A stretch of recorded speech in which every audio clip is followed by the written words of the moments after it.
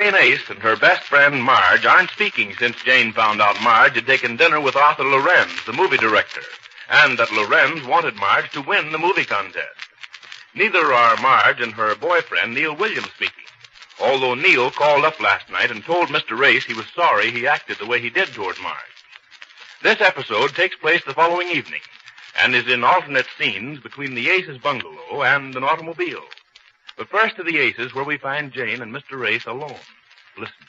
What is she doing in there? Just sitting in her room? I don't know. I'm not going to ask her. Well, it's getting more and more awkward sitting around here evenings, having dinner, just the two of us, because she won't have her meals here. Oh, getting tired of me. No, Jane, don't. I didn't mean that. Well, it had all the earmuffs of meaning that. No, I meant, well, the whole setup is terrible. How long is this non-speaking thing going on? I'm going in and talk to her. She won't talk to you.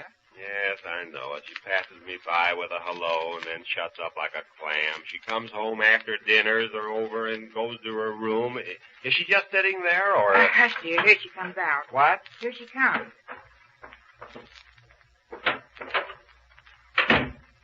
Well, what? She was in there getting dressed to go out, and she went out. But I mean the way she did it. Did you see the way she just walked right by us like we weren't even here? Like we were just riff-raff or something? I wonder where she's going. Come away from that window. Oh, I just want to see where she has to go every night. It's not every night. Last night she didn't come home till very late. And if she wants... Oh, Jane, don't start peeping through curtains. I thought so. What? There she is, going right next door. Oh, calling on Mr. Lorentz? She certainly is. She's ringing his bell. But he was over here last night telling us that he tried to get her at the office and she wouldn't answer the phone when she found out who it was. Why would she... There he is. I see them both very clear. He's got the porch light on. They're shaking hands. In the center of the ring? Oh, she's not going in. Not going in? They're both going away. He's got his hat and coat on, too. Going where? Look, that automobile. Whose automobile is that? I don't know. Stop peering out of that window. It's a big car with a chauffeur. The chauffeur's opening the door of the car. Marge gets in first. No.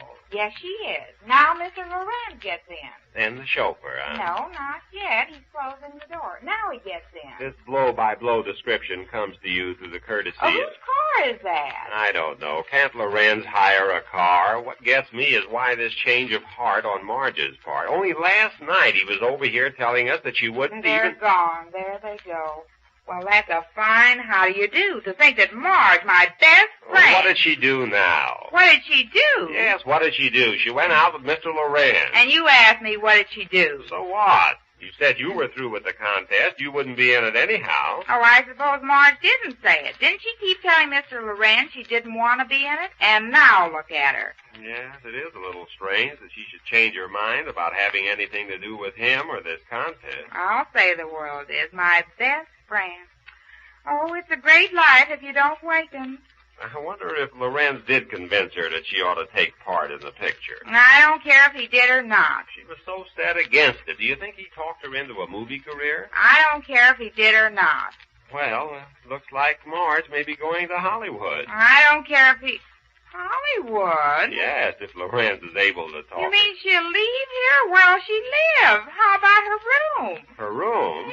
Yes. Well, we can always set it up as a sort of a shrine. When Marge gets to be a big movie star, we can show it to people and say we knew her when she used to live right in this room. Oh, she can't do that. Why, she even paid her rent till the first of the month. Well, I think that could be straightened out. Oh, but to Hollywood. You mean we won't see her anymore? Oh, yes, we'll see her on the screen. On the screen? Oh, now, who could that be? You mean you think she's really going away? I didn't say she was, but if Lorentz can talk her into it, she might go to Hollywood. But she's always been with me. Oh, but you're not even speaking now. Oh, hello, Neil. Hello. Well, surprised to see you here. I thought you were mad at me. Or is it at me? I'm kind of mixed up about who's mad at who. I didn't come out here to be razzed. I'm sorry I flew off the handle last night on the telephone. That's all right, Neil. I was only Hello, Jane. Hello, Neil. How's Jane? Don't call me that. Oh, I'm sorry. It's a rather touchy subject right now. I see. Is, Marge home? No, she's not. She just went out. She went out without even... She just went out. That's what I've been hearing for 3 days now. I can't stand it anymore. I gotta talk to her. I even tried seeing her at the office today, but you can't get by anybody up there. She's left instructions. She can't keep doing this to me. I've got to see her. Well, you can wait and see her on the screen. On the screen? Oh, Jane, why don't Well, you just said it. What is this screen talk? Do you mean to say she's actually going into this movie contest and that she's going into pictures? Well, we don't know. You see, she doesn't confide in us anymore. She doesn't even talk to Jane at all. And to me, it's just hello and goodbye. She didn't even say goodbye when she went out before. Where'd she go? Well, we don't know exactly. I know exactly. She went exactly into that car with Mr. Lorentz. Jane. Well, she did. Oh, went out with Lorentz, huh? Well, is that it? Well, I guess so. Jane was watching through the window. I see. So I'm too late. Too late. Yeah, too late to tell her I'm sorry for the way I acted the other night. Oh, I don't blame her. She has every right to go out with him, every right in the world. Oh, now, Neil, I wouldn't get so dramatic about it. I mean, look at you. You're just... I'm not very happy about this. You don't expect me to do a dance around the room, do you? No, not a dance, but you don't have to look so melancholy. Brace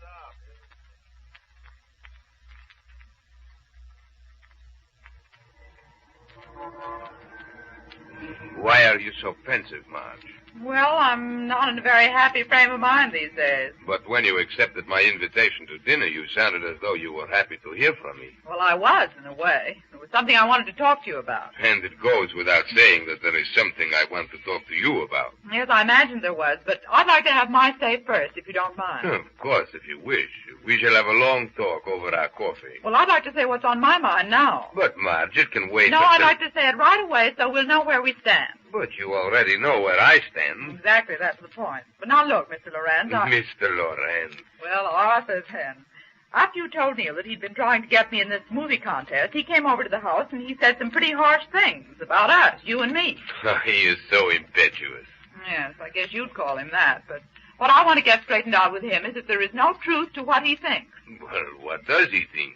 Oh, that I've been going out with you regularly, that I was carrying on a sort of, a secret campaign with you to get this movie job. Oh, I wish that you were. Well, of course there's no truth in it, but I just want him straightened out on this matter. Oh, I see. Will you do it for me? Do what?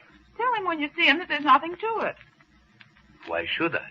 Well, I'm asking you as a favor, for one thing. And are you so lenient with your favors? Well, what's that got to do with this? Everything, Marge. There's something I want to say to you. It is not often I say it. It is not often I offer a girl such an opportunity as this. I'm not interested in a movie career. This has gone even further than that. What? You have become almost an obsession with me. Oh, don't turn away when I speak to you. I don't think we'd better continue the discussion. I heard you out. Why can you not listen to me? Is it so dreadful a thing to have to listen to a man tell you what's in his heart? Oh, please, Arthur, I'd rather... Why can't you decide to come with me to Hollywood? I offer you stardom. I offer you everything a normal girl craves. I guess I'm just not normal. And I ask you please to drop the subject. I'm just not interested.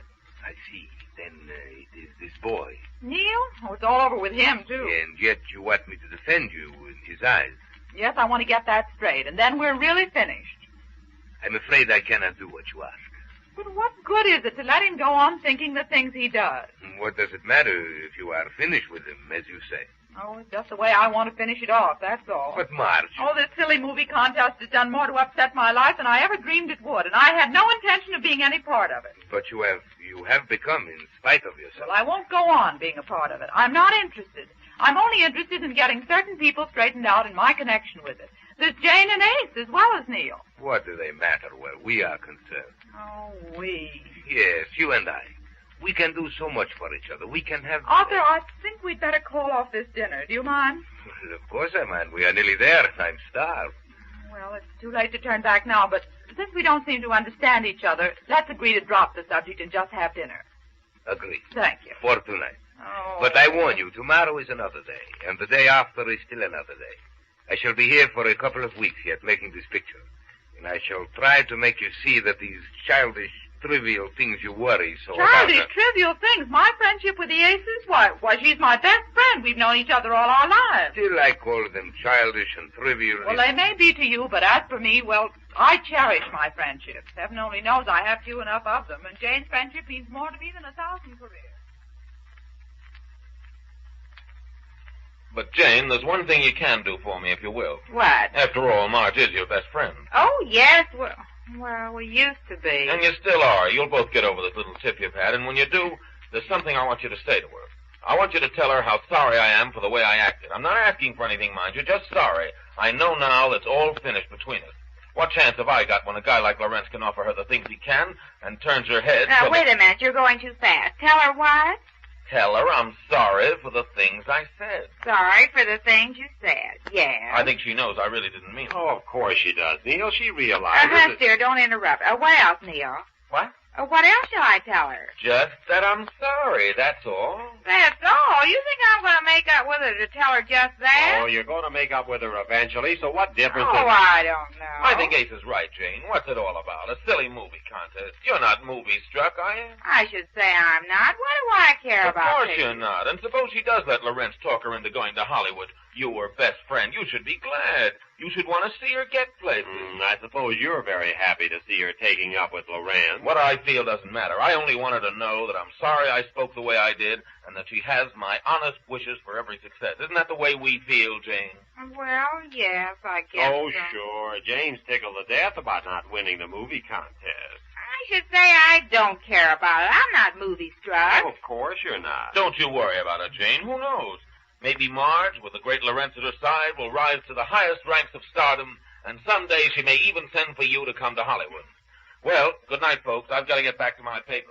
Send for me? What could I do out there? The same thing I've been doing for the past year, only I didn't know it. I've been a stooge for her. That's what you can be for Marge, a stooge.